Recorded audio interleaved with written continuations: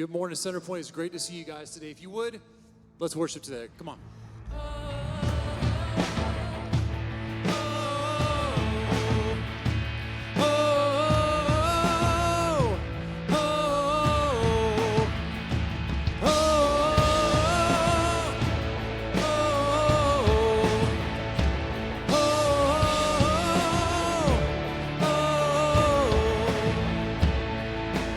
Wasn't for nothing that you shed your blood, so I'm gonna live like my shame is gone.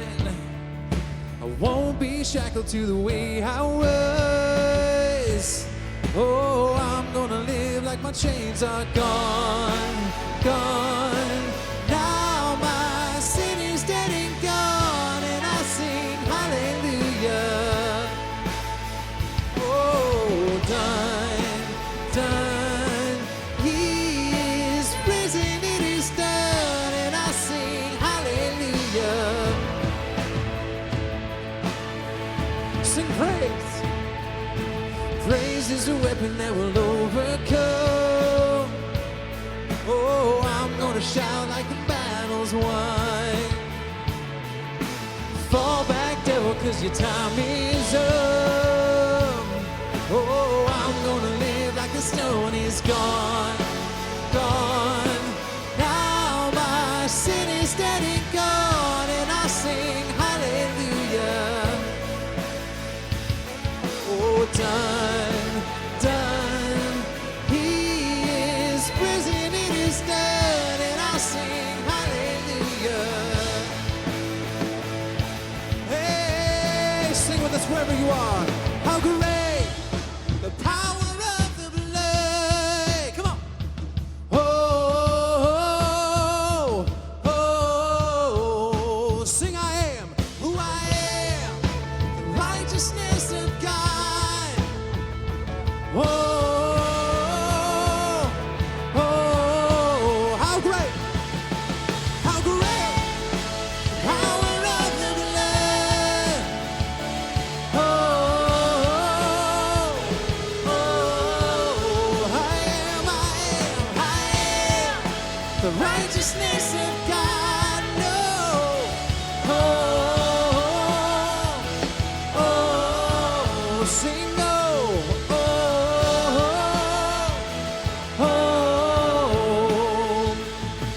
oh, gone, gone. Now my sin is dead and gone, and I sing hallelujah. Oh, done, done. He is risen, it is done, and I sing hallelujah. Gone, gone, gone.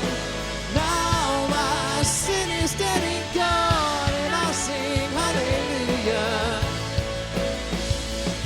Oh, done, done. He is risen, it is done, and I sing hallelujah. Hey. Oh, oh, oh, oh,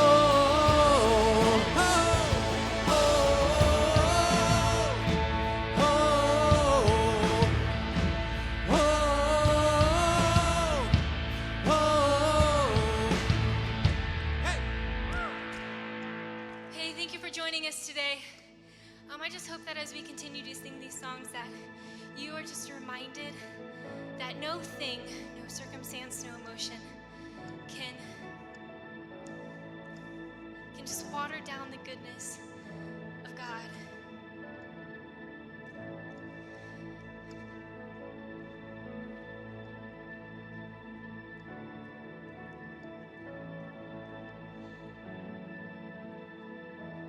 Sing this with me. Let the king of my heart be the mountain where I run, the fountain I drink from. Oh, he is my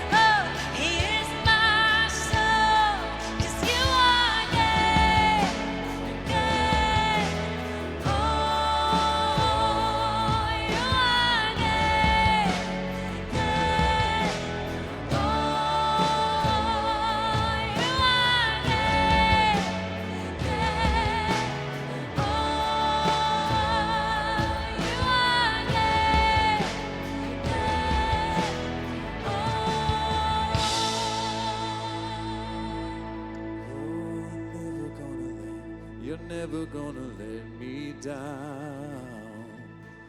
You're never gonna let me down. Declare it today. You're never gonna let me down. Come on.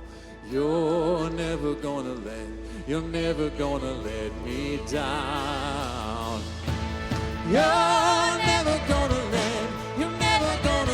me down. Sing it, come on. You're never gonna let me down. Oh no, you're never gonna let me down. You're never gonna let me down. 'Cause you are good. You're good. Oh, you are good. You're good. Oh, you are good. You're good. Oh, you are good. You're good. Oh, I know you're never gonna let me down. You're never gonna let me down. Oh, I know you're never gonna let me down. You're never gonna let me down. No.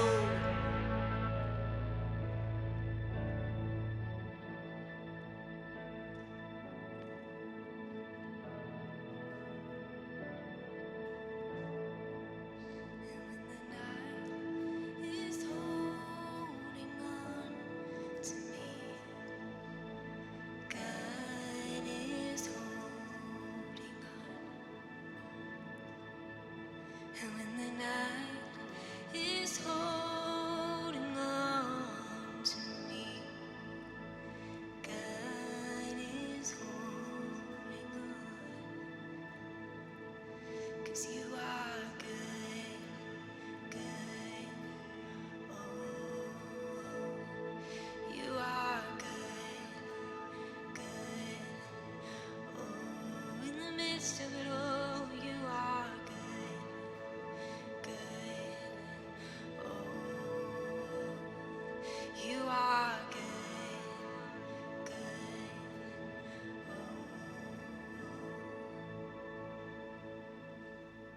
Dear Lord, we thank you for this day. We thank you for all that you've given us. I thank you for giving us the opportunity to be here and worship you through it all, through all this chaos. We know that this church is not confined to this building. We thank you for all the technology that allows us to bring the word to people's homes all around the world, all around the country. And I hope through this next song that you speak through it and bring peace to everyone listening.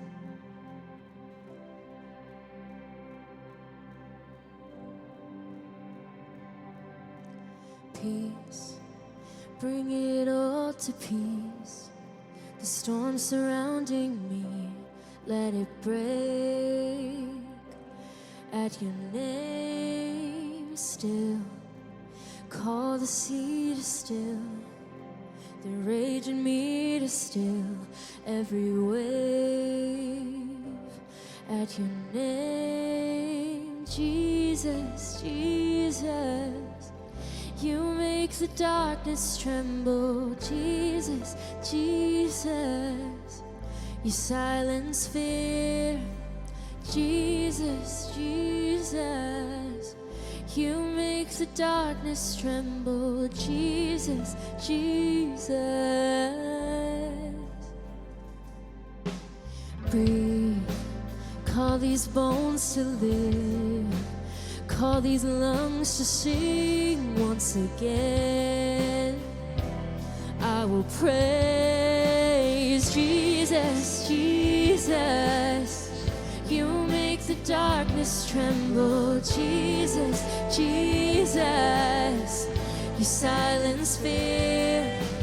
Jesus, Jesus. the darkness tremble. Jesus, Jesus. Jesus, Jesus. You make the darkness tremble. Jesus, Jesus. You silence fear. Jesus, Jesus. You make the darkness tremble. Jesus, Jesus. Your name is a light that the shadows can't deny. Your name cannot be overcome. Your name is alive, forever lifted high. Your name cannot be overcome. Jesus, Jesus, you make the darkness tremble. Jesus, Jesus, you silence fear. Jesus, Jesus, you make the darkness tremble. Jesus, Jesus.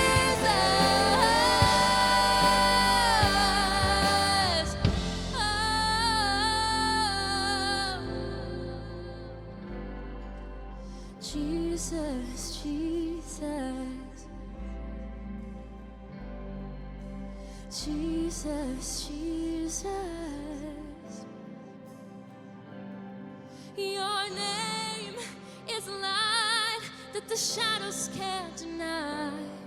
Your name cannot be overcome.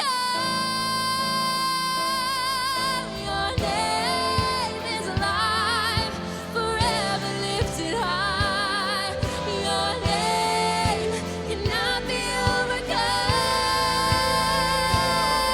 Your name is alive that the shadows can't deny. Your name cannot be overcome.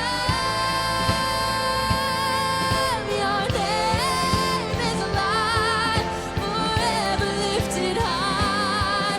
Your name cannot be overcome. Jesus, Jesus, you make the darkness tremble. Jesus, Jesus, you silence fear. Jesus, Jesus, you make the darkness tremble. Jesus, Jesus.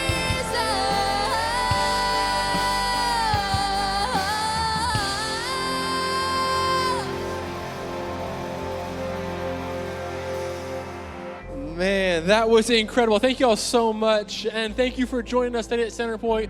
My name is Justin. I'm the Next Gen pastor here. And this is my wife, Rachel. She's our kids ministry coordinator. And we are so glad that you're joining us today. Really, no matter where you're at joining us. And we want to help you take the first step to get connected into our gathering. If that's something you want to do, we want to make it so easy for you because we know connection is so important. The easiest thing to do is just to text CC Welcome to 94,000. That's our text number. Text CC Welcome to 94,000, and that will help you get connected and really help you find encouragement and community outside of Sunday morning.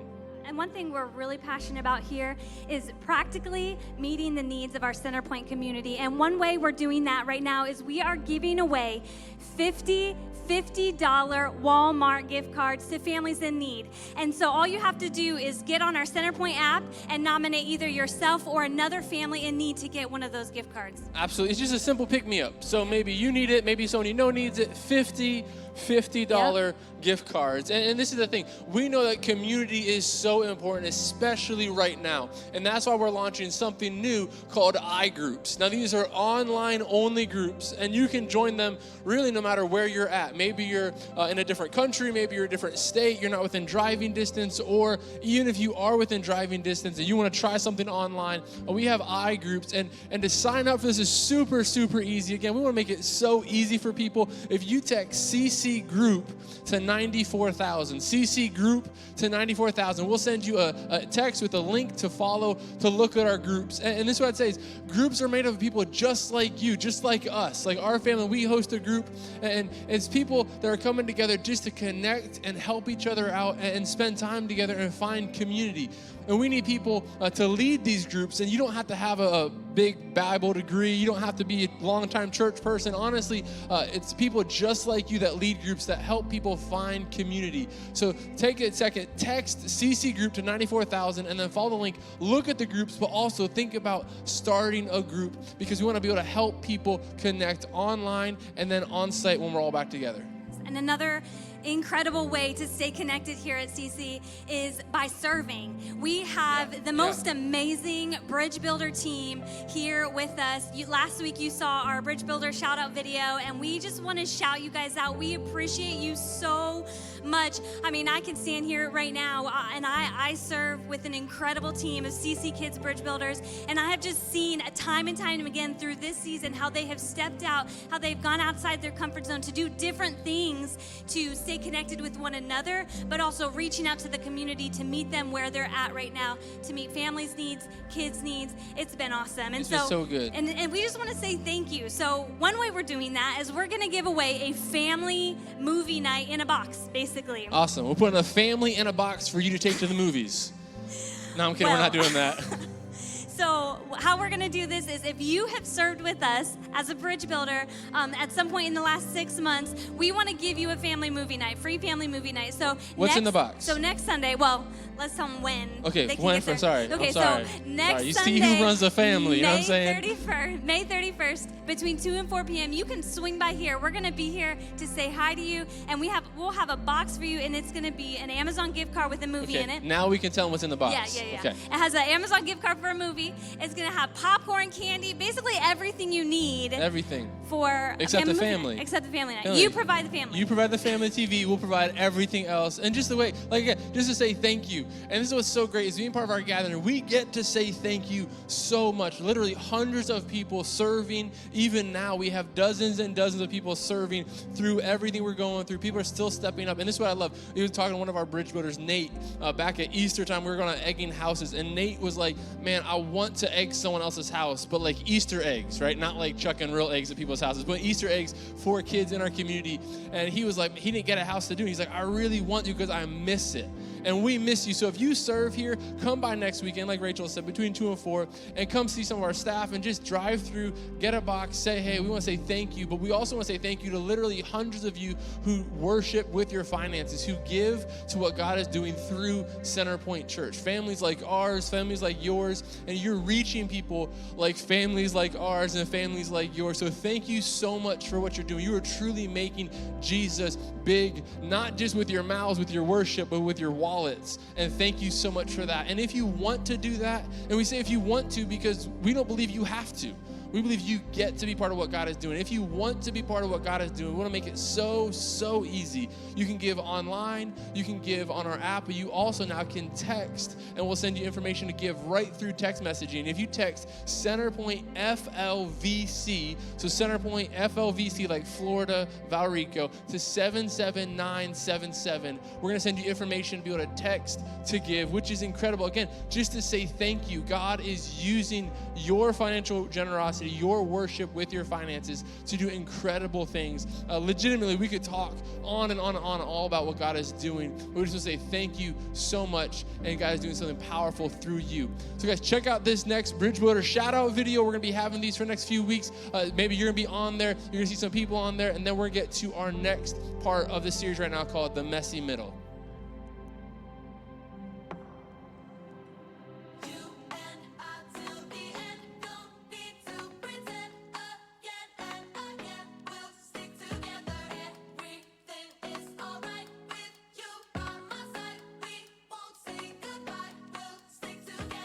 Hey, I just want to give a quick shout out to Amber Covington. Hey, Amber, I just want to say thank you for all the work you've done making masks through the COVID-19 pandemic. And you got to work, I think back in March, gathered a ton of your family, then recruited other people on the cafe team that you serve in. And so you helped, I know, a lot of people in nursing homes, even people within the CC community. Thank you for giving back and for loving so well. So Amber Covington, shout out to you. Thank you. Hey there, E-Team. Just wanted to give a quick shout out to you all. I miss you all so much. Glenn, Addison, Julie, Sharon, Kim, Zach, and Stacy. I love you guys. Miss you. Hope you're staying safe. I'm shouting out Faith on the worship team, whether it's the adults or Velocity. Faith, you just serve your guts out week in and week out. Not to mention, you have such a good attitude and you're such a bright light on the team. I love serving with you. You know you're my girl. Thank you for everything you do. Hey, Rex and Cheryl, wanted a quick shout out for you guys. I love the interaction you're having online with kids. I love seeing you drive up to kids' houses and silly string them. It's incredible stuff you're doing. I love the ministry you have with CC Kids and how you love on our kids and lead our teams with us. So thank you so much for all you're doing. You guys are doing an awesome job and we love having you on our team. Hey, Stephanie Shepard, just a quick shout out to you. Thank you for all the hard work that you put in every single week, taking my notes that probably don't always make the most sense on Sundays and converting those into community group leader notes. And so we have a lot of community groups that follow along with the messages every single week. And Stephanie does an incredible job. It takes a lot of time to put all that together. Thank you for helping people grow in their faith and all your work week in and week out. Thank you, Stephanie.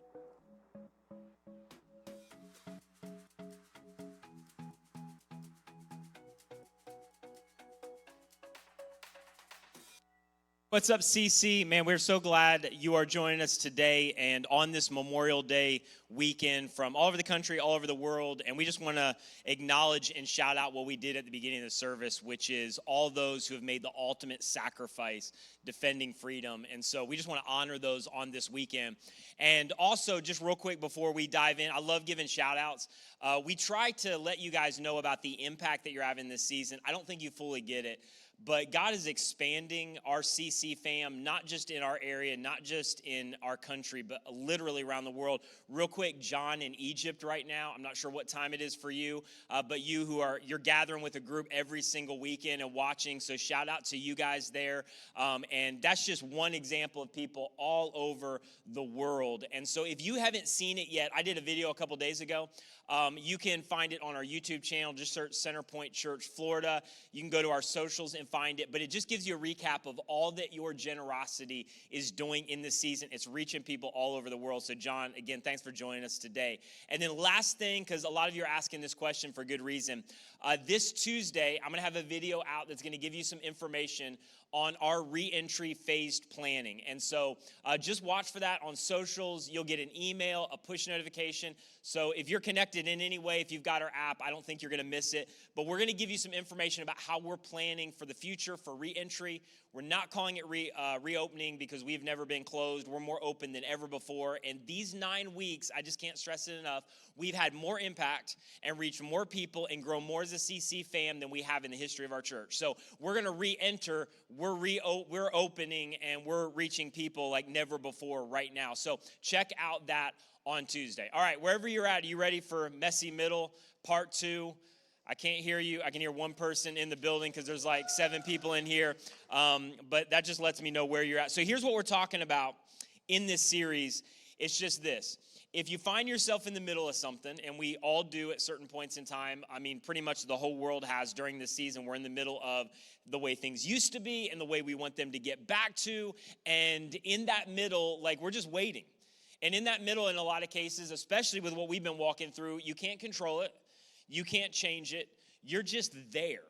And here's the thing that we started to say last week about being in the middle of anything where you can't control it and you can't change it. It just gets messy a lot of times. In fact, that's the season a lot of times where you start to doubt, is God good? And if there is a good God, why would I be walking through this? Or if there is a good God, why would he allow suffering? And I'll just put this plug in. I don't always say this. If you missed last week, you should go back and watch that message because we tried to answer that whole question of how do we reconcile good God and painful things happening, good God and injustice happening. But in the middle, like, you're just tempted to doubt. It's in the middle when you're walking through something where you're out of control that a lot of times it's really easy to lose hope. It's in that season a lot of times where you lose contentment. In some cases, we get angry. In a lot of cases, when we're in that season, we start to reach back into old habits, whether it's a drinking thing or it's a porn problem or it's whatever our escape is. Like you've Netflix binge like to the point it's a little bit out of control. Like it's just in the middle where all that stuff can kind of come to the surface that really does not benefit us. And so the question that really we're asking is this. What do you do when you're in the middle of it? And it might be, in fact, you can insert your own word in there, but what do you do when you're in the middle of whatever your it is? Like, what do you do in that season? You got a marriage that's not where you want it to be, and you're just stuck, and you've done counseling, and you're still doing counseling, and it doesn't seem to be getting any better. You're single, and you don't want to be single, and you don't have a lot of good options right now, and you're just in the middle, and you're asking God to change it. Maybe you're 15 and you can't wait to get out of the house, but you got to wait a couple years and it's not good and you and your parents are not on good terms and you're just in the middle right now and you can't necessarily change it and you can't make it better. Or maybe it's an educational thing or a financial thing and you're not where you wanted to be. You're not where you wanted to be in life right now. Maybe a dream has died somewhere along the way. Your business is floundering as we're walking through this season right now. But you're just in the middle of where I was and where I want to be, and I can't change it. And it's in that place a lot of times that we are tempted to draw really bad conclusions. Like you start to walk through those kind of moments and those kind of circumstances, and that's when you start going, you know what? I don't think I will ever be happy again. Like, I think it was good in high school, and I probably peaked, and it's been downhill from there, and I don't know if it's ever going to get better again. Or you start to draw really bad conclusions about nothing good can ever come from this. You start to, and come on, you know what I'm talking about. Your mind starts to play tricks on you of, there's no point in continuing to try. I don't think the marriage is ever going to work out. I don't know if it really matters if I do the right thing. I really don't think it matters if I decide not to do the unethical thing. Like, what's the point in even trying? What's the point in even remaining faithful? So the question is just this: what do you do when you are in the middle of it? And a lot of times it gets messy, and you're tempted to draw some really, really bad conclusions that ultimately can lead you into some really, really bad places. And see, we're really tempted to do that with God, as I already said, like where you start to project whatever your circumstances are or whatever you feel on God, that, you know what, maybe I'm walking through this because God's just apathetic, like he doesn't care. Maybe I'm walking through this because God's angry, I'm getting payback for something and it's some kind of quid pro quo system. Maybe I'm walking through this and God is he's just absent in my circumstances. He's not involved, he doesn't care. What do you do when you are in the middle of it? Now, here's the thing that's really interesting we started to look at last week, is the whole issue specifically of good God suffering, and we start to walk through something, and sometimes the first thing we do is like start to question God, or God, how could you, or God, are you even real? But that's relatively a new kind of tension that has mainly been faced in the West. It has not been faced historically, and is not a tension in a lot of parts of the world. As we said last week, there's a lot of parts of the world where people are in circumstances we look at and go, how could you ever be happy? How could you ever be joyful? And yet in the midst of unbelievable suffering, they have unbelievable faith. And historically, that's true as well. Like, here's the thing that you just need to consider, is that the people that brought us the story of Christianity, the people who brought us the movement of Jesus, all of them suffered in extraordinary ways, and they never doubted the goodness of God. In fact, one of the best examples is the guy who was Saul, who became Paul, and he writes about 2/3 of the New Testament. And there's this one incident particularly that's really powerful, and Paul writes about it in a letter that he wrote to Rome. And he says, I had this basically painful, humiliating, and debilitating physical ailment. Could have been a mental ailment or mental illness, we don't really know. But it was bad, and it was affecting all of Paul's life. And it records in that letter to the Romans where Paul is crying out to God, and like, God, you've got to do something about this. God, you've got to cure this. God, you've got to remove this. God, you've got to get me out of this because I'm in the middle and it's affecting all of my life and I can't change it. And so I'm asking you to do something about it. And in that prayer, God comes back and says, listen, Paul, I hear you and I love you. No. Like, I get it and I understand and I empathize and I know it's difficult. I'm not going to change it. And yet what is so powerful and so insightful is that Paul never lost faith. Paul never doubted God's goodness, even though God didn't do what Paul wanted him to do. And in fact, in that circumstance, Paul begins to talk about in other letters that there is a way, even in circumstances like that and a bunch of other crazy stuff that I went through, Paul would say, there is a way to find contentment, even in the middle of it. Not on the other side of it, not when you get through it, not when I got the answer to the prayer that I wanted, because Paul never got a yes to that prayer. There is a way to find contentment even in that place. Now, here's the definition of contentment. This is what I want to talk about for a few minutes. Contentment is basically this. It is when everything externally is hitting the fan. Like everything's out of control. Everything around me is a mess. Everything around me is uncertain. Everything around me is out of my control. Even when all of that is true, there is inner peace in me. That I can walk through something where I don't understand it and I can't control it and I'm still good. I'm at peace. In fact, this is radical. I can even find joy in the midst of it. Not because of what's happening, but in spite of what's happening. And Paul's like, it is possible. In Christ, there is a way to find contentment even when you have no control. There is a way to find contentment, not on the other side of, but right in the middle of whatever you're walking through, and it's messy and it's difficult and there's unanswered questions. Paul would say, right there, right now, contentment is available to you. Now, here's the thing. Paul's story is pretty crazy if you don't know it. So, like, Paul was this guy that tried to stop Christianity. He was incredibly driven guy, basically oversaw the death of Christians, and then he becomes a Christian. Like, and if you're a skeptic, you need to consider how in the world does that happen? He was highly educated, and somehow he does this complete 180. He wants to end the Jesus movement. Then he becomes the greatest church planter in all of history. And churches start to pop up all over the Mediterranean rim because of Paul's leadership. And Paul, through this time, begins to serve, begins to follow Jesus, and then about 10 years in, he's arrested. And not only was Paul arrested, Paul was arrested by Romans and put in house arrest under Rome, under the rule of Emperor Nero. Now, you probably know this, you know enough history maybe to know this, but being a Christian in Rome under Nero, not a happy time. Like, Nero would literally use Christians to light up his garden. Like, you want to be nowhere near Rome and Nero if you're a follower of Jesus, and that's where Paul's at. He's in prison, in house arrest, under Rome, or in Rome, under Nero, and there's nowhere to go. There's nothing he can do. He has no control over it. He can't get out. There's no appeal system. Like, he's just there. Now, here's the thing you need to know about Paul. Paul's like a 3 Enneagram. Some of you have no idea what I'm talking about. He's a type A, Myers-Briggs. Don't know, tracking with me. He's like, get it done, like accomplish it, highly educated, highly successful, highly driven, a man of extremes, like single-handedly almost ended Christianity, and then single-handedly was part of really the resurgence of Christianity all over the Mediterranean rim. So this guy is not like I'm just going to chill and let things happen. He's a get-it-done kind of guy, and there he is in prison. There's nothing he can do. There's no recourse. His ministry seemingly is ended, and he's just stuck in the middle. And this is crazy. It may not be crazy to you. But the only thing he can do is begin to write letters. And so Paul, just to give you a little bit of the backstory, begins to write letters in prison with nothing else to do. Stuck. No recourse. No way out. He begins to write letters.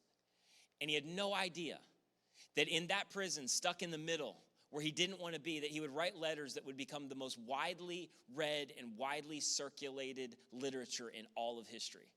He had no idea. Like, I mean, think about it. Ephesians, Philippians, Colossians, Philemon, like all of those were written while Paul was in prison in Rome under Nero. This was not like at the Hilton using the free Wi-Fi. Paul was in this place. Circumstances are not good. And he's just like, this is the only thing I can do. And come on. Paul, as he's writing, has no idea that these letters literally are going to change Western culture. They're going to change how people think about God. What he writes in that squalor in Rome under Nero, eventually are going to change how Gentiles relate to God. And little did he know that those very letters written under the rule of Rome and Nero would ultimately be partly responsible for upending the Roman Empire. Listen, in fact, I would make the case that Paul had more to do with shaping Western culture than anything or anybody until the printing press in 1405. And even then, the printing press was introduced, and the first thing that they mass produced, if you can call it mass production, the first thing that they mass produced was the Bible and the writings of Paul while he was in prison in Rome under Nero. That is absolutely crazy. I don't know if you think it's crazy because I can't see any of you, but I'm just telling you that is mind-blowing to me. I mean, think about all of the things that Paul wrote and how it's changed things. It was in that place in the middle in Rome where Paul wrote, hey, husbands, this is a paradigm shift for all of culture. I want you to love your wives the way that Christ loved the church. I want you to give up your life for the sake of her. In that moment, come on, ladies, you should follow Jesus just for this reason alone. In this moment, Paul put women on equal plane with men, and he completely changed what marriage was all about and gave them value in a culture that did not value women. And he wrote that in prison under Rome, under Nero, and it changed how we viewed women and marriage in all of Western culture. Like, my point in all of this is just this. Paul had no idea walking through that situation in the messy middle when it is not what he would have chosen. Paul had no idea what hung in the balance of his decision to remain faithful when everything said be faithless. Paul had no idea what hung in the balance of his decision to keep moving on and keep trusting God when all of his circumstances mitigated against it. Come on, what are the odds? What are the odds that those letters would survive the Roman Empire? What are the odds that those letters would ultimately make it out of there and make it out of the first century and become the most widely read and circulated literature in all of history? Do you know what hung in the balance of Paul's decision to remain faithful in the midst of the messy middle? You did. I did. The church did. Everything that God has done for the last 2,000 years. And the reason that Paul accomplished what he did was because of the adversity, not in spite of the adversity. And you just need to wrap your mind around it, because in the moment, it just looked like prison. Paul had no idea it was actually disguised as a move of God that would change the world. It may just look like a relationship that's not working out. You have no idea that you're on the cusp of God doing his greatest activity in your life. It may just look like a dead dream and disappointment, and you have no idea that it's disguised destiny, and God's doing something in the middle of this that you would have never experienced any other way, and your decision to remain faithful or not will determine everything. And the reality is, you have no idea what hangs in the balance. You have no idea who hangs in the balance of your decision to remain faithful when all of your circumstances and all that you feel wars against it, but it may be the epicenter of God's greatest work in your life. Like, here's just something that you should be aware of as you walk through circumstances that you don't understand, specifically if you're a follower of Jesus or ever become one. In the middle of those kind of circumstances, oftentimes God's going to teach you something, or God's going to ask you to exemplify something that is contradictory to everything that you feel in order to grow your faith. And Paul's like, listen, it's in that moment I had no idea, but I knew that God was up to something, and I decided to remain faithful anyway. And I just want to tell you that contentment is a decision, and it is possible in any and every circumstance. Now, like, again, Paul he starts this discussion, and he writes one of those letters about this whole idea of contentment in Philippians. This is one of the letters in the prison under Rome. And then just real quick before I start, here's what is so ironic. The whole letter of Philippians, by the way, if you go read it for yourself, which would be amazing, it's all about freedom. And it's ironic because he's writing all about freedom while he's chained up. And in Philippians, he writes this, and he starts this incredible discussion about contentment. He says this, are you still with me in your living room, in your, want to know what you're wearing, in your den, wherever you're watching on your computer? Are you still with me? I rejoice greatly. Meaning, real quick, Paul's like, I control what defines my thinking, not my circumstances. I rejoice greatly in the Lord that at last, by the way, I'm going to say this 100 times, I'm in Rome, I'm under Nero, I'm in house arrest. I rejoice greatly in the Lord that at last you've renewed your concern for me. And all Paul is writing here real quick is just the setup is, he was in house arrest and he was waiting for some kind of help. Like, send me some food, send me some beef jerky, give me a book to read. I need some kind of help. I got nothing here.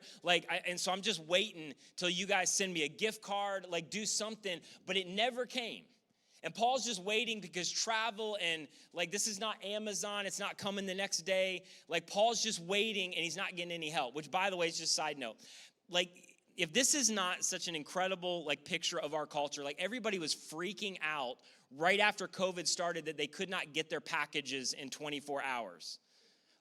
Like literally, I think that's where the meme started of it must be the end of the world. Like I ordered something on Amazon, it's not going to be here for 10 days. I think the Antichrist is next to come. Like we're freaking out about it. So here's Paul. There's no Amazon. He's waiting for something to arrive. It doesn't arrive. And so for a while, just by the way, Paul's sitting in prison and he's wondering, like, do these people even care about me? Which by the way, in the midst of a middle experience, a messy middle, you're waiting and it's not working out the way you want. A lot of times you are tempted to draw really bad conclusions, as I said, and to believe the worst about people, about circumstances, and about God. And Paul knows in the silence, when he's not getting what he thought and he's wondering about all the churches that he helped, where you at? Paul knows I have a choice in this moment. I can either resent or I can be content. But I will have a choice over what I do and where my emotions go to. And so all that to say, the care package finally arrived. And Paul says that I'm glad you renewed your concern for me finally. And indeed, you had been concerned, but you had no opportunity to show it. And then he uses the letter at this point to launch into this discussion about what it means to be content in circumstances, Paul would say, like this. And he says in verse 11, I'm not saying this because I'm in need. Just pause real quick.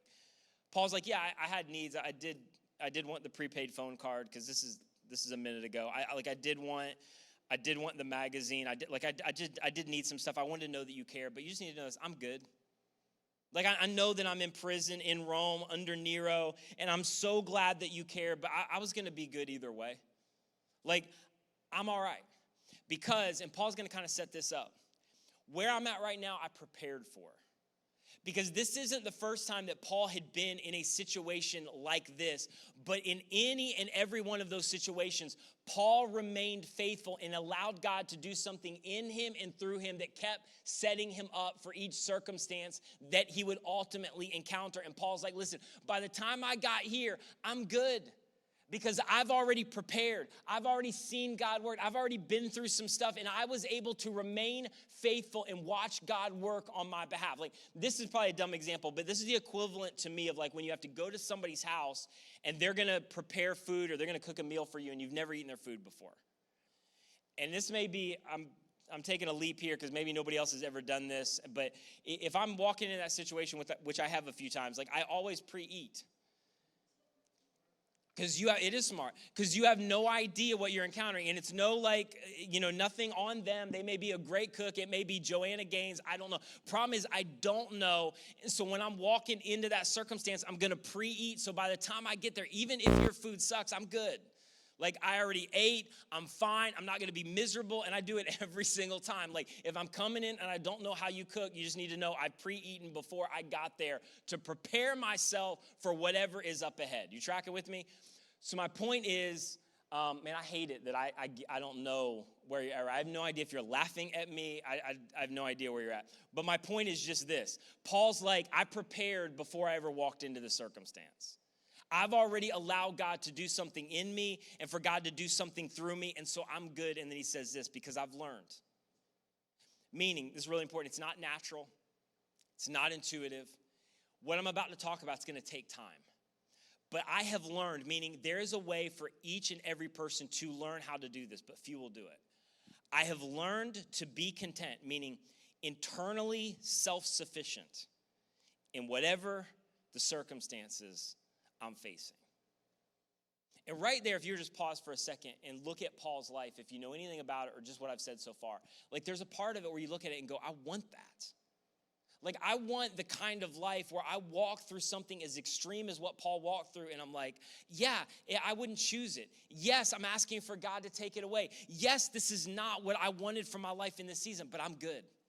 Like I'm all right. And I'm not tempted to doubt God's faithfulness. I'm not tempted to be driven into anxiety and fear. I'm not tempted to reach into old habits. I'm good and I'm absolutely confident God's with me. God's working. God's doing something in me and through me. And Paul in this situation is basically going, listen, my situation is ultimately not regulating my satisfaction because I've learned how to live free of my circumstances. And I've learned how to live free of what I feel. And come on, Paul's writing about freedom while he is in chains, but he seems a lot more free than a lot of us who are not in chains. And Paul's like, listen, there's a way to learn how to do this where your life will not be controlled by any circumstance. And come on, again, just to make this note, Paul's not advocating fatalism. Paul is not an apathetic guy. Paul's like not whatever. Paul is not a whatever guy. Paul is highly driven. He changed the world. But he's like, listen, I have no control over it. I can't change it. And I'm going to find contentment in it. And I'm going to trust that God's going to do something through it. And then he says this, I think this is so important. I know what it is to be in need, and I know what it is to have plenty, meaning I've been in both extremes. In fact, isn't it true as we walk through life, a lot of times those extremes aren't you go through one and then you go through the other. A lot of times it's kind of dual seasons at one time. Like there's one part that's great, and then there's a part of your life where it's just terrible. Like you got a lot of money, you don't have any time. Career trajectory is going great, relationship isn't. Like you things are going the way you want. In this area, you can't seem to get out of your own depression and anxiety. Where seemingly you walk through dual seasons where one part is great and one part is like, I wish I could change this. And Paul's like, I know what it is to be in need. I know what it is to be in plenty. And just let me deal with that. I know what it is to be in need real quick. Because at this point, I think Paul's saying, listen, don't downplay the disappointment. Like if you think Paul's sitting in a prison going, this is amazing, that's not where Paul's at. Paul's a realist. Like I would not choose this. Don't downplay the disappointment, but here's the reality. It is possible to be disappointed and content at the same time. Because what Paul's saying in this moment is, I know what it is to be in need, but I didn't allow my disappointment when I was in need to define me. And I didn't allow my disappointment to define my decisions and define how I felt. And come on, that is the difference between hope in Christ and no hope at all. And Paul's going, there is a way to be disappointed and be content, but not allow your disappointment ultimately to define your destiny. There is a way to live free. And can I just say this real quick in love? Some of you are in a place right now where you've stayed so long in your disappointment, and this isn't what I wanted. This isn't what I would choose. I'm a victim. I can't believe. Why would God? And you've stayed there so long that it has begun to shape the trajectory of your life. And it's begun to shape the trajectory of who you are. Because as a man thinks in his heart, so he becomes. And the reality is this. For some of you, God's trying to bring you out of the middle of something that you're stuck in mentally. And God wants to bring you out and free you, but you won't leave. And you've been there so long and you've identified with it so long that there you are, and mentally you're wrapped up in everything that's happened, and you're still wrapped up in the middle of a circumstance where God's already gone, I've freed you of that. I want to do something out of that, but you simply won't leave.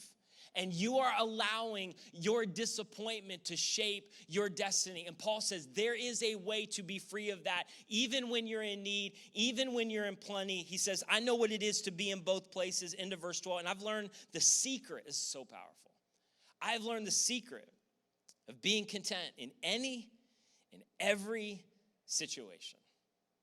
Whether I'm well fed, whether I'm hungry, whether I'm living with a lot, or whether there's a lot of things that I need. I've learned how it's possible. You're not born with it. There's not some special gift of faith. This is something that's available to every single one of us. Paul's like, it's possible.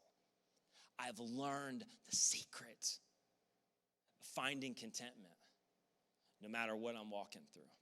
Here's what I love about this. This is so interesting. You ever get those people that they drop a word that you know is outside of their, I don't know how to say this, it's just outside of their normal vernacular. That's a nice way to say it. Like they just drop a word like, is that like the word of the day that you had pop up on your phone? Like, because that's not a word that you're using normally. But you know what I'm talking about? Like it just comes out of nowhere, and you know that's kind of, it gets your attention type of thing.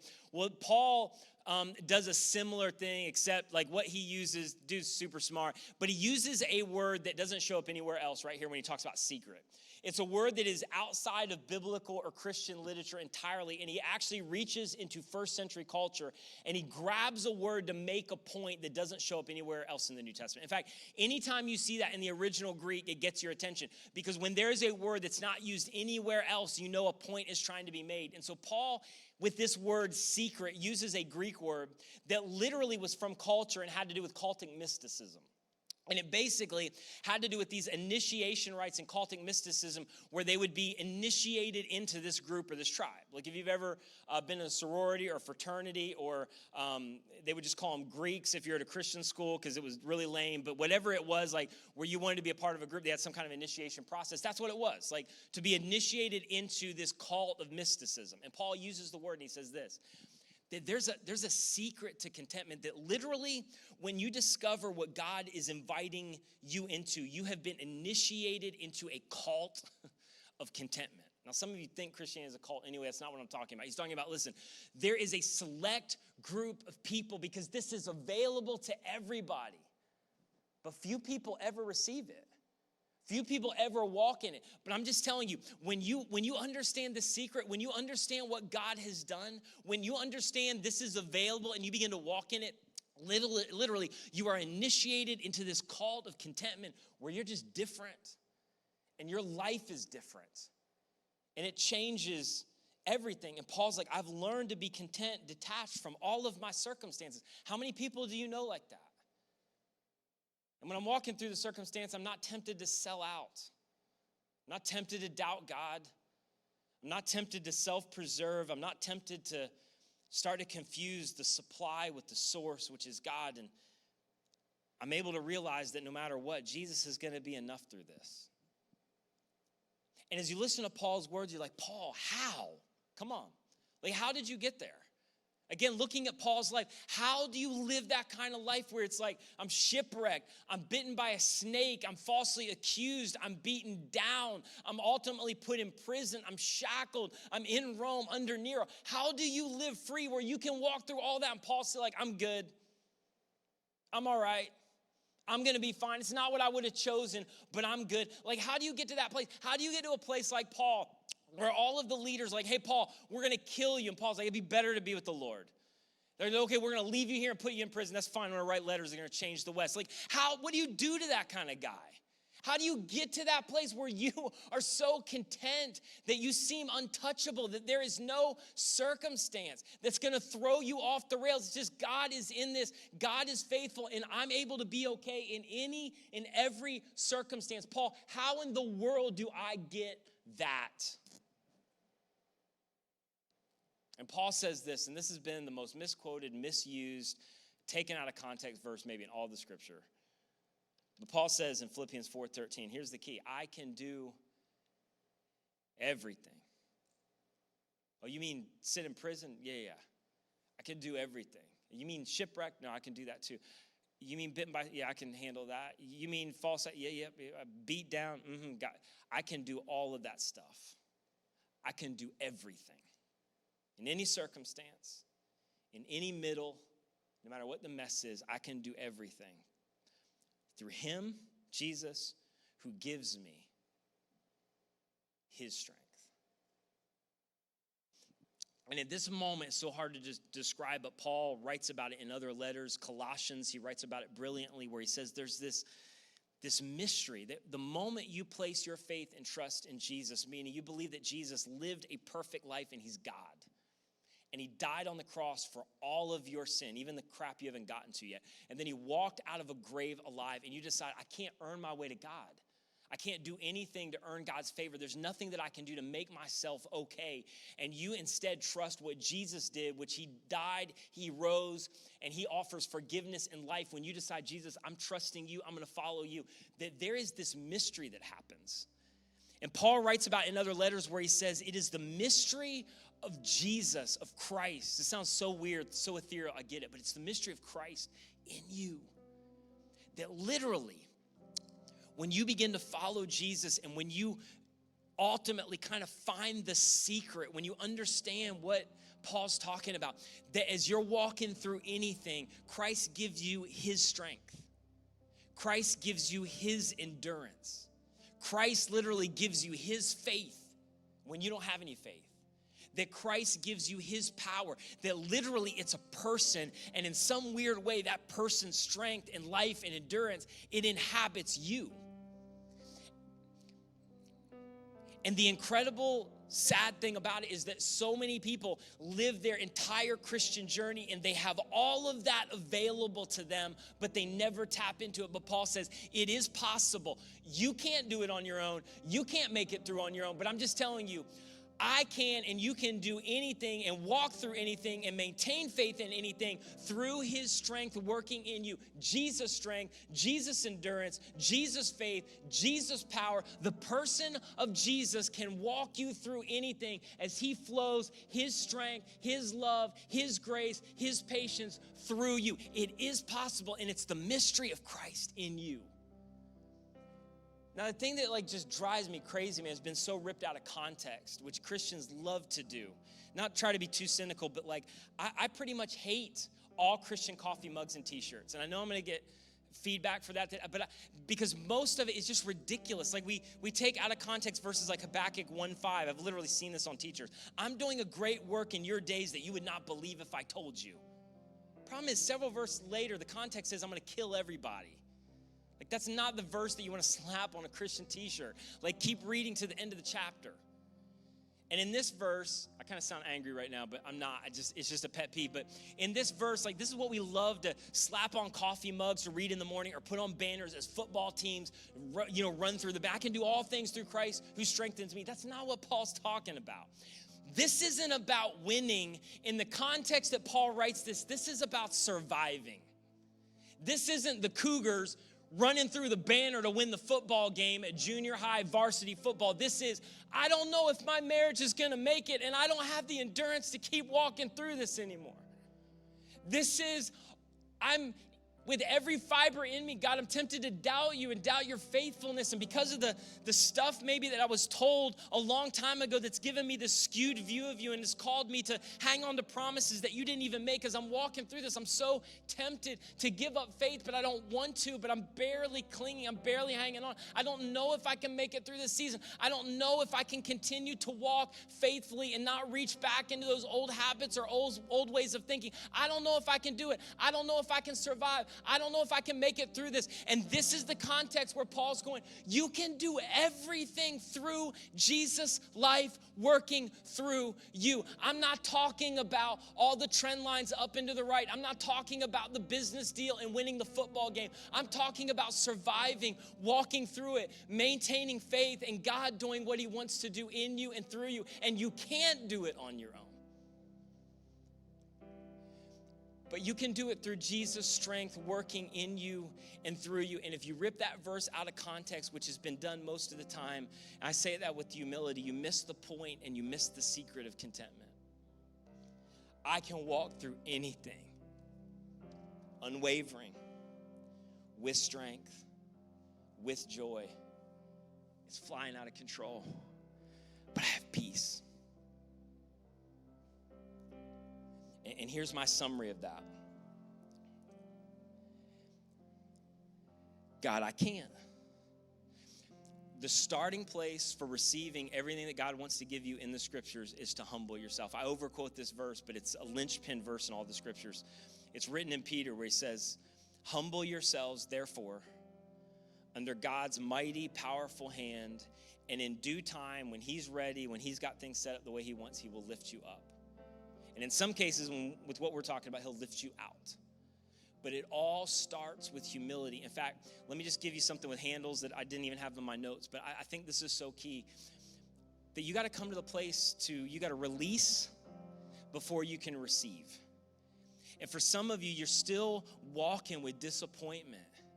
And you're still walking with these dying dreams and what you thought was going to happen or what you think God should do. And maybe some bitterness that has come as a result, and some shame that maybe you've picked up because of bad decisions you made as a result of what you've been walking through. And you got to come to a place where you humble yourself, which means you release it to go, God, you don't owe me anything. And this circumstance is not what I expected, but I'm going to release it. And what they did is not what I expected, but I'm going to release them.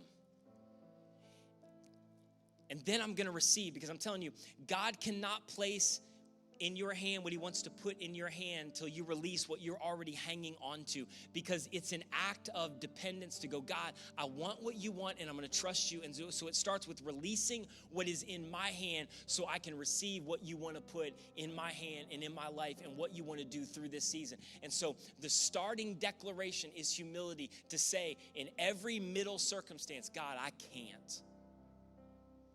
I release. And I want to receive what only you can give me. I can't, you can.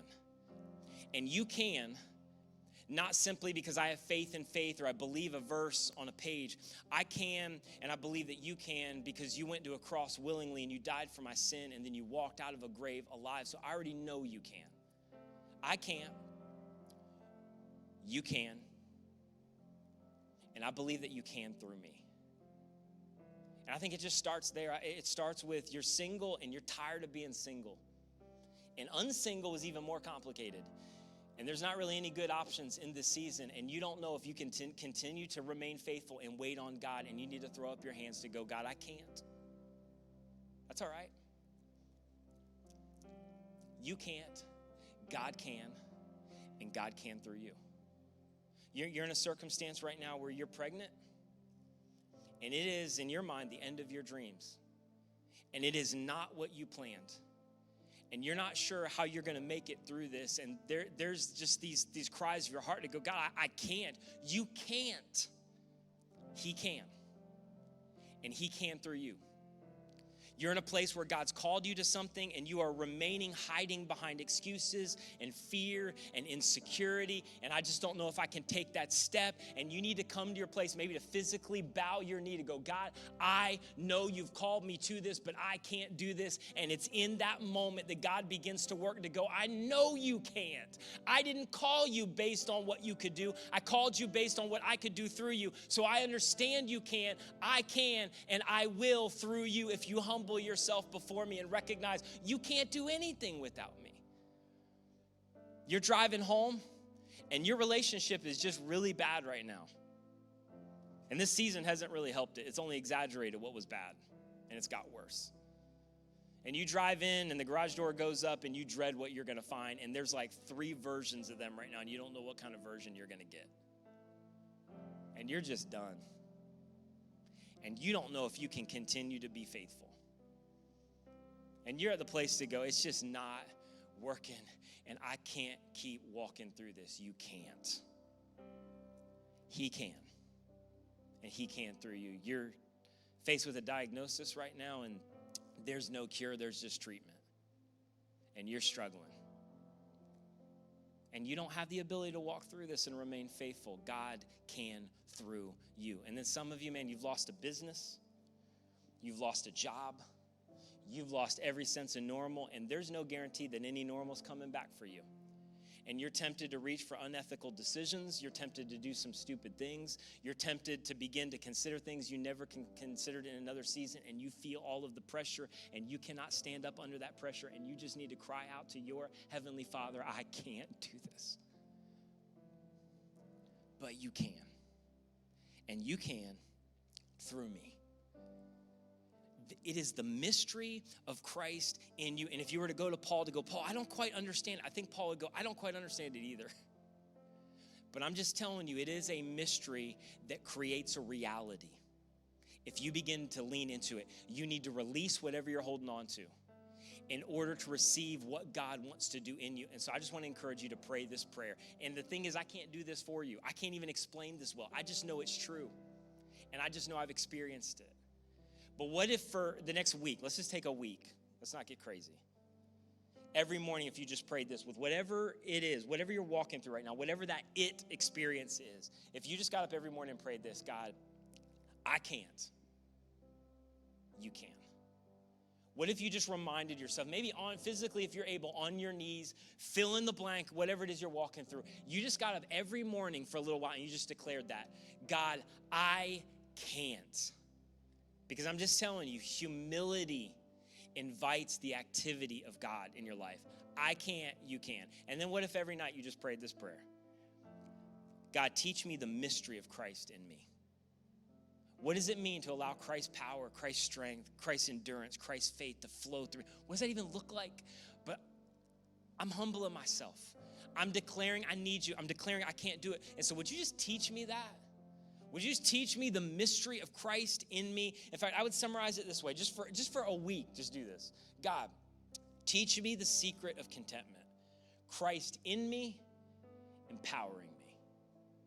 For some of us, man, we just have been trying to walk through so much stuff on our own.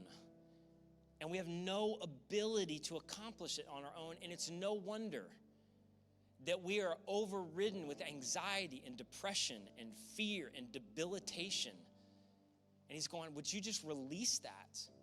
And would you get ready to receive what I want to do in your life? And would you recognize you cannot do anything on your own? So God, teach me how to be content. Teach me the secret of Christ in me, empowering me. And I just want to end with this and we'll be done. Think about the thing in your life, the thing about you, the thing about your circumstance. Think about the thing in your life that is most prone to stir discontentment in your life. What is it? For a lot of you, something pops to your mind immediately. What is the thing in your life that stirs the most discontentment? And I just want to say this over you. That thing, not because of just my own experience, but of the authority of the scripture, that thing is the epicenter of God's greatest potential to do his greatest work in your life. In fact, that is the uncomfortable story of the scripture. That God has done his greatest work in individual lives and in countries and nations and in the world in the midst of the messy middle. Like it's David on the run, fleeing from Saul. It's Paul in prison. It's Mary dealing with an illegitimate pregnancy and a breakup that she cannot explain. It's Jesus being falsely accused and condemned. The place where you are most tempted to be discontent is the epicenter of God's greatest potential to do God's greatest work. And I'm just going to end with this. You have no idea. You have no idea what and who hangs in the balance of your decision to remain faithful in the middle when everything is telling you to be faithless. Paul would say, there's a way to find contentment and not allow your disappointment to define your destiny and allow God to do something in you and through you that has the power to change the trajectory of your life and change other people around you. And it is the mystery of Christ in you, empowering you. Would you just pray with me wherever you're at right now?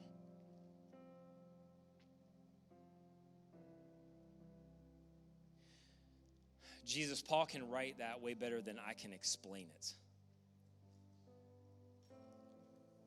But the weight of my confidence right now is not on my ability to explain anything, but in your ability to interpret and the Holy Spirit to connect it to individual lives and circumstances all over the world right now. And so I'm just leaning into you to do what only you can do. And so I know this connects in 1,000 different ways. I know that some of this is much easier for me to talk about than it is to actually do. But I pray, if nothing else, I pray that there would be hundreds of people right now that would believe, even if they have not experienced it yet, that this is possible. And that, God, we just embrace the reality that there's a lot of us in our generation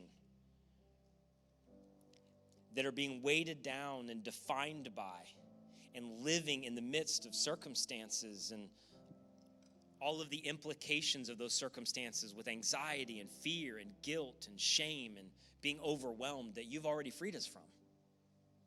You've already given us Christ in us. You've already given us the power of the Spirit of God, and we are walking through life without ever tapping into this unbelievable mystery and power that Jesus made available to us the moment he walked out of a grave alive. And so I just pray for some of us, we would start to rethink what is normal. That some of the emotions that are controlling us, some of the things that we just think they're just the result of something we can't control, and it's the natural response to things not working out the way that we want. And God, we would begin to come out of thinking that you've already freed us from and realize there is a different way, there is a better way. We can live free of our circumstances no matter what we're walking through. And I just pray over these next even few days that for some of us, you would literally, God, you would just change our perspective. Figuratively, you would begin to open up our eyes.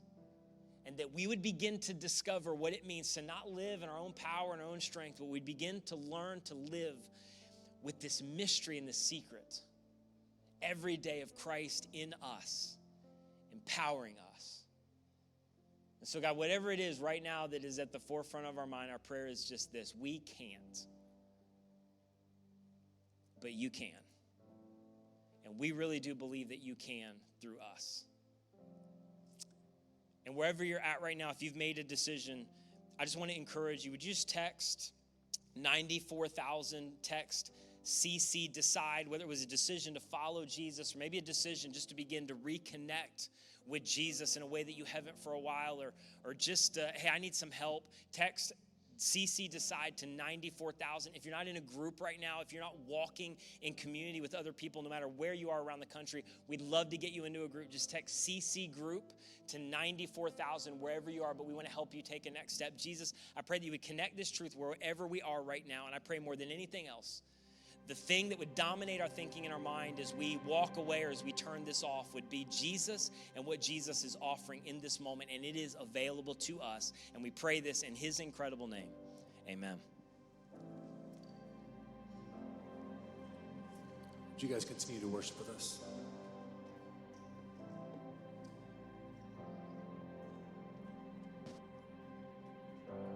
Can't go back to the beginning. Can't control what tomorrow will bring. But I know here in the middle is the place where you promised to be.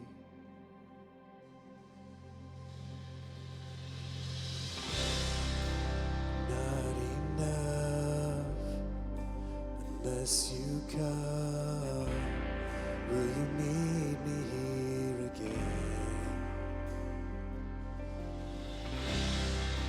'Cause all I want is all you are. Will you meet me here again?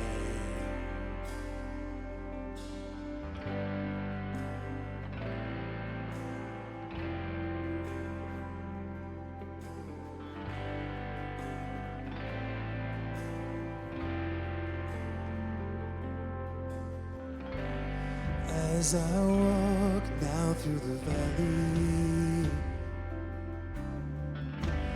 let your love rise above every fear.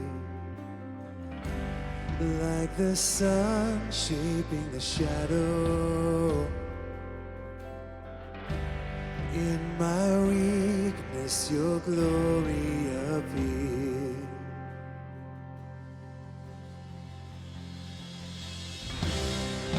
I'm not enough unless you come. Will you meet me here again? 'Cause all I want is all you are. Will you meet me here again? I'm not enough unless you come. Will you meet me here again? 'Cause all I want is all you are. Will you meet me here again?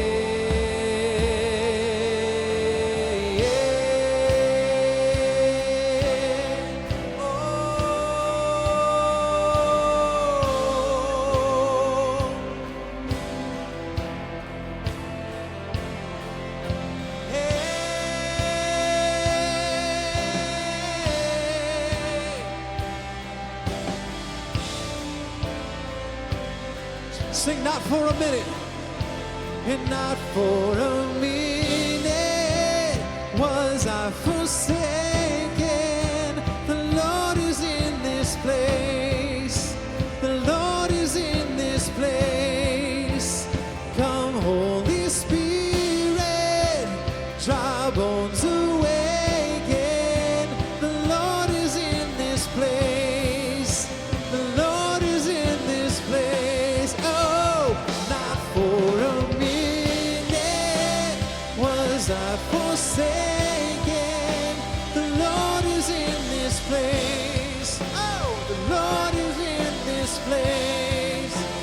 Come, Holy Spirit, dry bones awaken. The Lord is in this place. The Lord is in this place. Oh,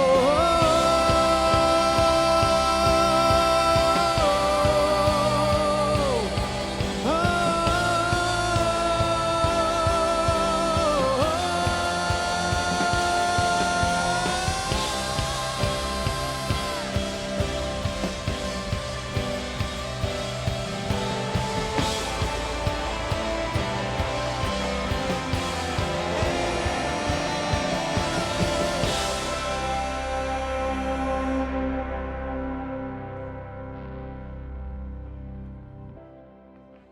not enough unless you come.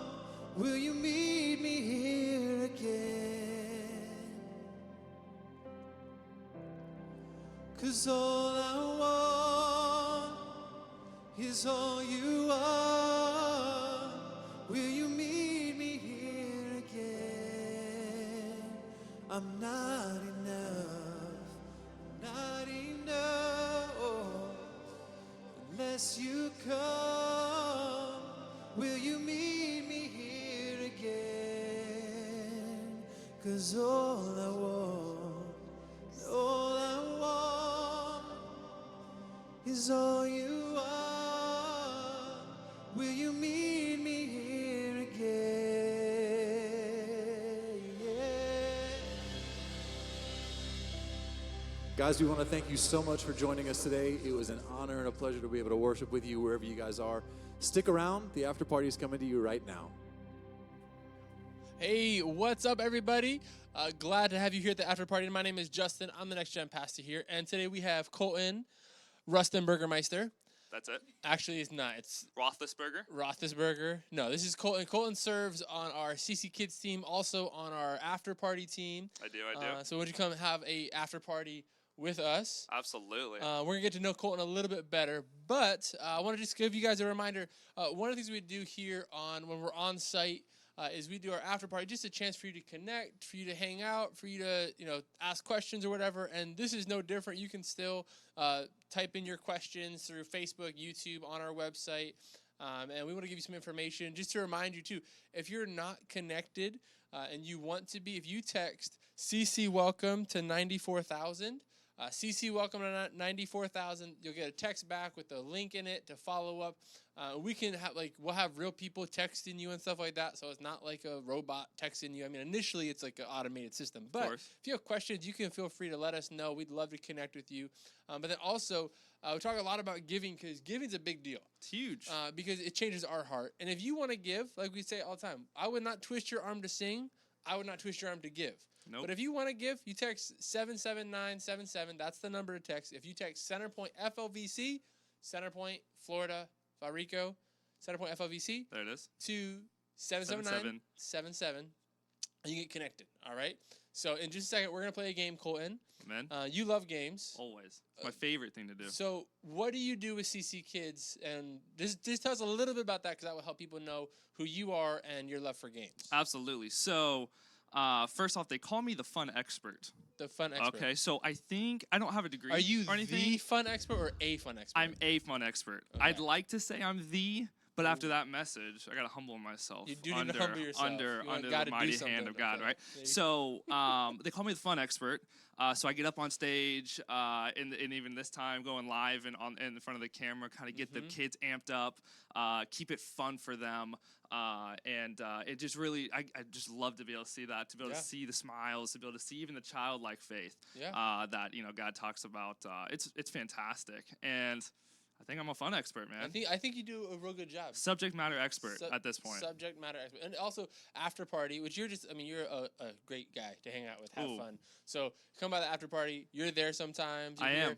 We're going to talk more about that in a second. But we're going to play a game today. All right. So we're going to play, some of you've played this game, you've been around, 2 truths and a lie. Okay. So here's how it's going to work. We have these nifty little whiteboards. We're going to write out 3 things about us, each of us. 3 things. One of them will be a lie. Which this kind of line's okay in church, okay? I'll cross it, we're okay. It's a game. But it's a game, yeah. So and 2 we'll things tell are the truth true. at the end And we anyway. will tell the truth at the end, okay? So we're not lying, so you can step off, people. But we're just going to write. And what we're going to do is we're going to try to summarize them in one word. So you, at the after party online, you can vote and say what you think is a lie. Okay, so let's take a minute here and write out 2 truths and a lie. I'm going to write 3 big numbers, and then we're going to show you, and you can see, okay? So I have number 1 here. You can't see what it is yet, but you will in a second.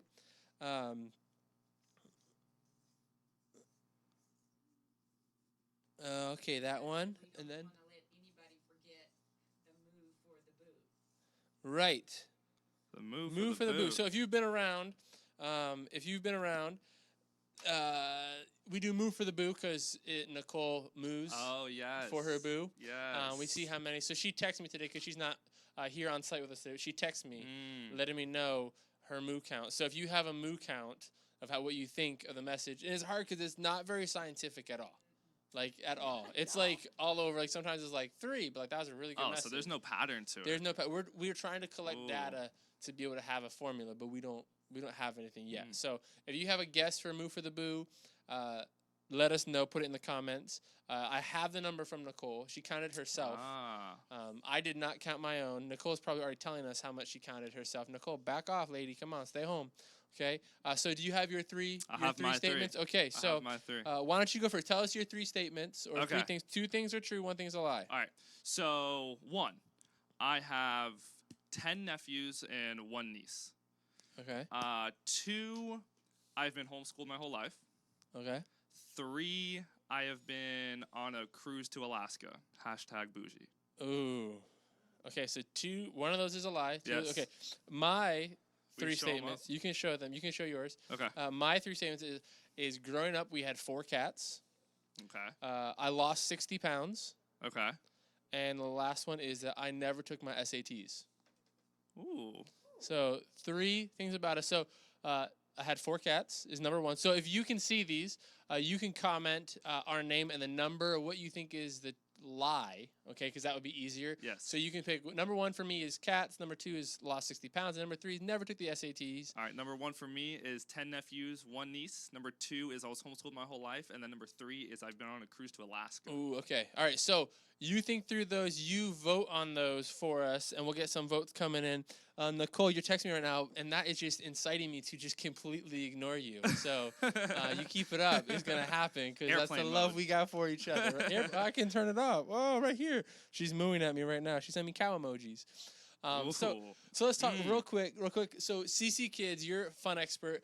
Tell us about what's happening Saturday Night Live, CC Kids. Yes, so every Saturday, so actually your wife came up with this idea to do Saturday Night Live. We had been discussing wanting to get back and do kind of a live feed for the kids and even the parents to listen and enjoy, play some games and different things. And then a few weeks back, we started doing it. Yeah. And we really, I mean, of course, just like anything, we're learning as we do it. But man, it has been fantastic. Yeah. We kind of got a really good system at this point now. Show them a nice lesson. We worship together. Yeah. We play funny games. We get super messy. Super messy. Yes. So the kids love to see that. Last so night you had pizza. I had pizza, You but had I had pizza? quite interesting slices of Okay. pizza. Skittles on the pizza. We What had was your- Oreos. what was your favorite? My favorite on the pizza was really I liked the Cheeto one. The Cheeto? There was Cheetos Okay. on the pizza. It was Cheeto. crunchy. It was a good texture. So I heard there was a very unique Oreo pizza with just an addition of anchovies. Is that correct? So you just brought up a nightmare from last night Oh, of it mine. was So thank bad. you for It that. was bad. Hear you, oh, Yes. Gavin. So it was it was Oh, one of yes. our students had suggested doing anchovies and Oreos on that piece of pizza, and I really thought this particular individual loved me. And He you does know, love you. He it's- does. It was interesting. It was interesting. I couldn't keep it down. We had a trash can right there. Yeah. I'm just being honest. No, you so we had finished. to, I almost did. You don't. Oh, you almost. Kevin, did. the other fun expert, He was just letting you know, he threw it out first. So I feel like I won that Yes, battle. You did. You did. Um, I was but- pulling the anchovies out of the little jar, and I was like grossed out pulling the anchovies out to put on the pizza. I took a huge bite of that one. I was like, I'm just gonna go into this. Go thing. after it. And that was a huge mistake, guys. So go check out Huge CC Kids mistake. FL. If you go Instagram, Facebook, CC Kids FL, you can see videos of Saturday Night Live. If you have Yes. elementary kids, that's your one-stop shop. They have That's our it. worship in there. We have our lesson video. We have fun. So go check it out. But especially go check out the pizza stuff from last night Definitely. because it was nasty. Definitely, Okay. there were some good ones though. So you can Baked bean pizza. You Baked had bean that. was pizza. Baked bean pizza was great. So you guys, you have some new flavors on See, your and pizza this, now. This is also why you serve not just with CC Kids but in the after party. Yes. Because he's just good talking. So if you come back on site or when you come back on site, if you come back on site, when you come back on site, Exactly, right? when. Come by, hang out at the after party. Just get Please. connected. We have fresh cookies, that sort of thing. So good. Lori, do we have guesses for our two truths and a lie? We do. We have Colton as number 2 being false. Ooh, Okay. The homeschooled his whole life. Okay. And that's 2 people, and then one person said number 1. And then Okay. for Justin, we have number 1 and number 2. Ooh. So, but nobody is picking 3. Let me pick it through for either of us. Wow. Okay. So, well, let's. For me, I'm going to go What do you with have, Lori? Justin. I'm going with number 1 for you. Number one is a lie. And for Colton, I'm going with number 1. Okay. So we'll Okay. all see. Okay. All right. Well, let's. Oh, and Lori McDermott's chiming in. She believes there was 31 moves for the booze. Oh, okay. Ooh, 31. 31. Thanks That, for That's a your high vote number, there, right? Lori. is That's high, gotta well, be a I pretty think our high number. highest was 40 something. Wow. The first time. Wow. I think so. But then Hmm. the person who we will not be saying their name, those who must not be named, she was like, oh my goodness, got a little self conscious about it because it was like 43, I think, the first time. Ooh. So let's tell everybody right now. Let's do it right All here. right, all right, Let's do see. it right now. Tell, and then you gotta tell a little bit about it. So, Okay. what is, let's see. Yes, Miss Lori. You ready? Well, we have 5 minutes. Okay, great. I thought she was saying hey, but she said we have 5 minutes left. So, Oh, okay. tell us real quick, which is true, which is a lie for you? Okay. So I do have 10. Whoa, wait, sorry. Whoa. You okay? Sorry, we have to Whoa. guess each other. I forgot about that. Okay. I'm gonna guess that your lie is you were homeschooled your whole life. Okay. I think that you were a crazy cat person at Okay. one point. So I think Okay. you had 4 cats. Ding ding ding. I don't think anyone's done number 3. So I got to go with number 3. You think number 3 is a lie? Yes. Okay. I think that you have taken your SATs, right? Okay. All right. So for me, I have 10 nephews and 1 niece. Okay. Crazy. We broke the curse though. We just got a niece. You got so a we broke the niece. curse. Perfect. School. So that is true? That is true. True. That is true. School. I was not homeschooled my whole life. Got it. I was right not there. homeschooled my whole life. I was homeschooled for a little while though. Okay. For like 4 years, which Okay. was good. But and not the whole then life. I have been not my whole life. Not your whole life. Not my whole life. And you have been on a cruise to I have been Atlanta. a cruise to Alaska, which was Alaska, not Atlanta. fantastic. Cruise to- Fantastic. Cruise right? to Atlanta would be weird. It would. Atlantis. Hard to get a maybe? boat there. Okay, for me, you guessed that my SATs. Yes. So that actually is true. I never took my SATs. I Really? never took my SATs. I still graduated. I have a bachelor's degree. I just never took I my might SATs. need to see that. I have it in my office. The other thing is I did lose 60 pounds. Wow. College, I gained like the freshman 50, not the freshman Whoa. 15. Yeah, I was like marshmallow. So you were Justin. eating pizza with all I types was of eating toppings. pizza, all the things, burgers, all the time, late night, All right. friends, all sorts of things. So getting married, had to work on the LGN, you know? Ooh, like the LGN. The LGN, like look good naked. Because you know you get married, you got to work on it. So I was working out, running, all the things, got lost weight Respect. before, after. Respect. And cats, I've never owned a cat my whole life. And to that, I thank God. Wow. So, no cats ever. Wow. I got that one So right. Lori got that one right. The other two, so you guessed it wrong. So good job, Interesting. Colton. We are going to say farewell to you. Actually, no, we're not going to say farewell to you. No, we're going to have Jared and Taylor Davis come in here. They should be out in the hallway. They should be coming quickly, or they'll just get bumped to next week. Jamie, you're right behind the camera. Could you just pop out your head over here and see if Taylor and Jared are out here?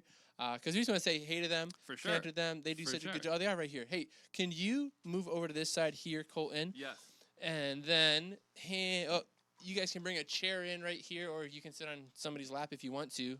Y'all are married, so We're all it's getting all okay. set up. Gus believes he counted 75 moves for the booze. Ooh. Gus, Gus, what you are you can't- eating this morning? You can't hear the moves for the booze. Moves for the booze sounds like you're like He's moving connected. to get booze. He's super Like, connected. you're gonna get communion up in here if you moo enough.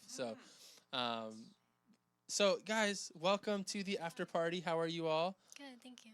I'm good. I'm bleeding. You're Sorry. bleeding. Why are you bleeding?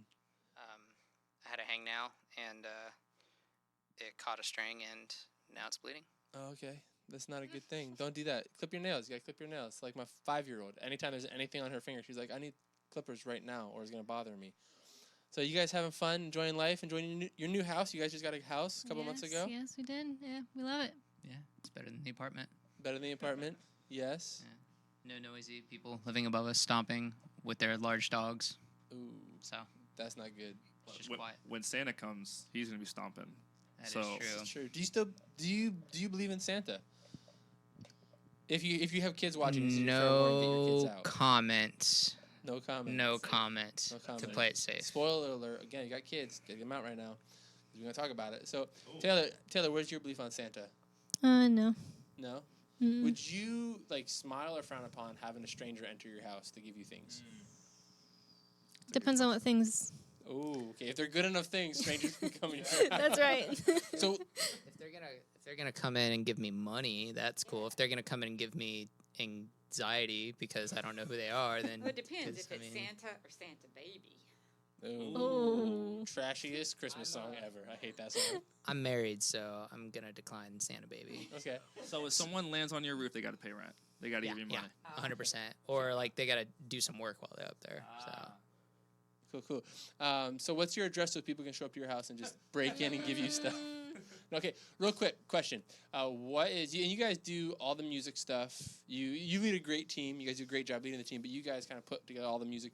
What is one of your favorite songs right now to play and lead people in? Currently, mine's just Graves into Gardens.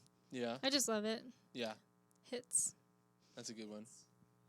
I always like Blessed Assurance, and here again, just wow. Sorry, threw me off. ADD. Sorry. Yeah. At a certain point, it's all kind of like the same because it's what you're doing, and for me, I'd see it differently just because I'm playing. But those songs lyrically hit a really cool place. So Yeah, I think that's the cool thing is like there are songs where like it just keeps going, where like the lyrics never are gonna like go away because they're just strong. Other songs, like they're like in moments of like, man, that's so powerful right now, and it's a good season, but then you move on from the season to different things. So, well, guys, thanks for dropping by. Thanks for hanging out, Colton. Thanks for hanging out with us. Thank you for having you me. guys. Thank you for hanging out. I will tell you, Moose for the booze. Moose for the booze. I so badly just want to skip it just because it's Nicole. So, but I should not do that because that wouldn't be very kind, probably. Or trying to teach my kids to be kind. So, we had some guesses for Moose for the Booze, 30-something, 70-something. Nicole texted me and said that it was 40. Ooh. 40 moose for her boo. 40 even, huh? 40 even. Wow. Even. She counted them herself. So, But we're late to the party. We don't you know don't what you're Moose for the talking Booze about. is? Okay, No. well, It's okay though. okay, yeah. I don't want to give her more playtime because I just want to stick it to Nicole, to be honest. It's all good. So okay, well, I'll just real quick. You all know how Nicole like moves like that, like as Brian's preaching. So we started counting those several weeks ago, and we do a segment on the after party of moves for the boo to see how many moves she had for her boo. Heard. She also started counting me doing it, but he's not my boo. So I don't. You have a man crush? I don't have a man. I have several man crushes. Do but, you? But Bryant doesn't. It's doesn't, too close. It'd be awkward if I had a man crush on him. I know, I might hurt his feelings. Okay, y'all getting way All right, we're just off. Let's So, bring it back around guys, to hey. something everybody wants to know. I just want to know, what are we going to hear on the living room night worship? Ooh. I hear there's a really Oh. good song going to be on. Well, actually, this week we have something super special, but I don't know if we're sharing it yet. Yeah, it's kind of a surprise. We don't like to let the cat out of the bag just because Awesome. that's not fun. But you definitely want to tune in this Wednesday because it's going to be And very, that's Wednesday very night at good. what time, Taylor? 6:30, I think. 6:30. Check All Facebook. right. Yeah, check Facebook, Instagram is on there. Yeah, that's always good. It's always good, right? I'm not saying Yeah. that to be cocky, but like No. there's times I'm not doing it and it's probably better. So watch them all. Cool. So There you check go. out all the things we got going on social media this week. Definitely reach out to us, email us, DM us, text us, CC, welcome if you're trying to get connected. And we will see you guys next time or whenever. But we'll see you next Sunday at church. And make sure you join us for the after party. Y'all take care. Bye, guys. Bye, y'all. Bye.